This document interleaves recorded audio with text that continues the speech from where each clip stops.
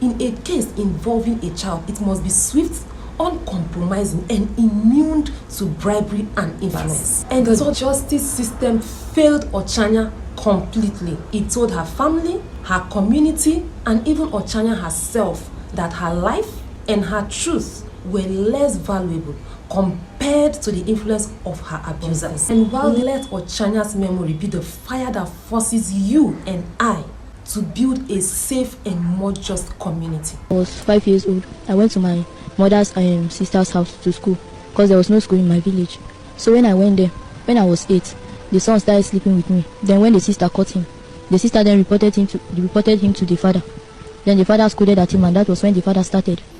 When I now came home, then that was when I told my mother that when I was in my uncle's house, my uncle and his son, they were sleeping with me. Hello and welcome. So today we are confronted with this tragedy that has surfaced after 7 years and has sent shockwaves throughout the country. It's the story of a young girl, Ochanya, whose life was cut short not just by an evil act, but by the catastrophic failure of the same system that was meant to protect her. Ochanya's case is basically a devastating look at how poverty, lack of basic infrastructure, family betrayal, and judicial corruption can converge to crush an innocent life. It's such a difficult conversation, but one that we must have, especially now that her case is back in the spotlight 7 years after her demise. Her story demands that we ask this very vital question: who is responsible when the system protects the abusers? Now let's talk about the perfect setup for this disaster. It is the choice between education and safety. Ochanya was just 8 years old when her life took its first tragic turn. She was a bright, deserving girl from a poor, non-influential family. Her parents, especially her mom, despite her financial struggles, was determined to give her an education. And that brings us to the infrastructural failure. The first failure was her community's failure. Because there was no school in her community, Ochanya had to move to the next town where her aunts lived. And this separation, born purely out of the pursuit for an education, was the initial crack that allowed the darkness to creep in. Now let's talk about the illusion of family safety.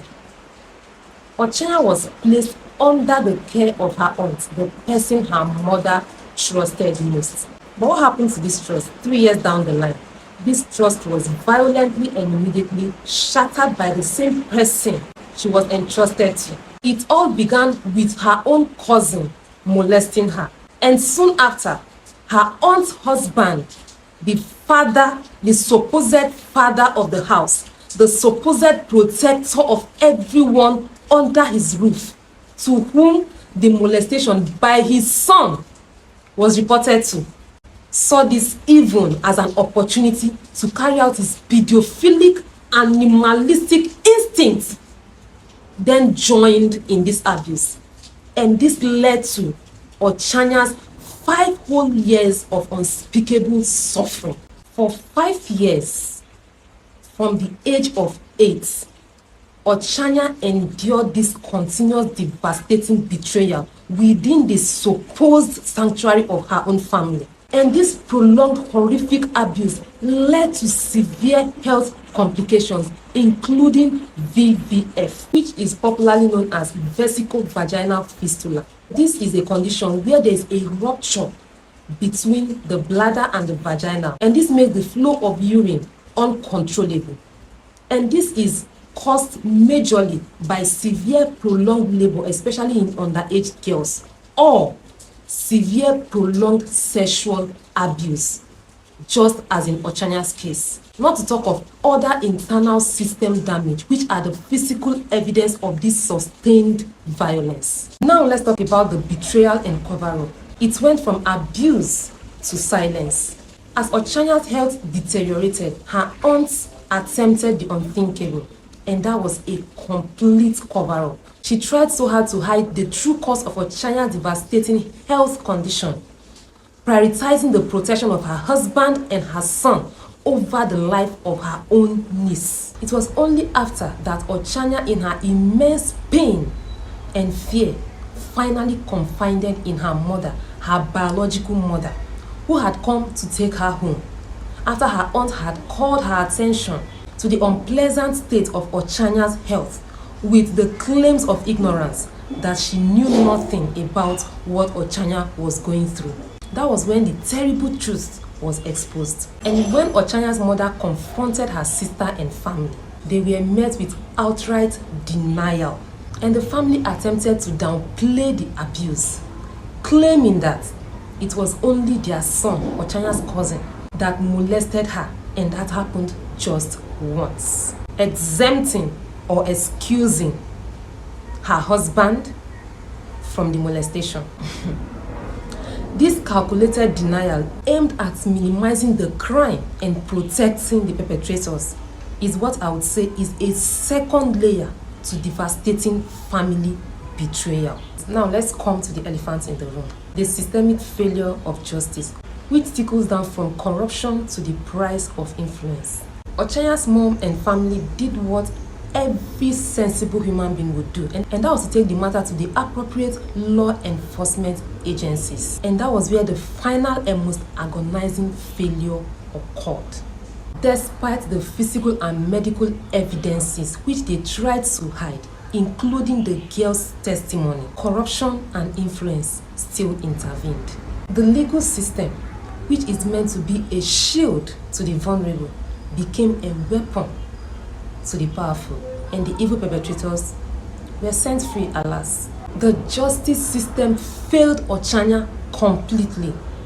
It told her family, her community, and even Ochanya herself that her life and her truth were less valuable compared to the influence of her abusers. And while this profound injustice was still on, Ochanya passed, unfortunately, due to her complicated and unrecoverable health problems. And with this, the tragedy was complete.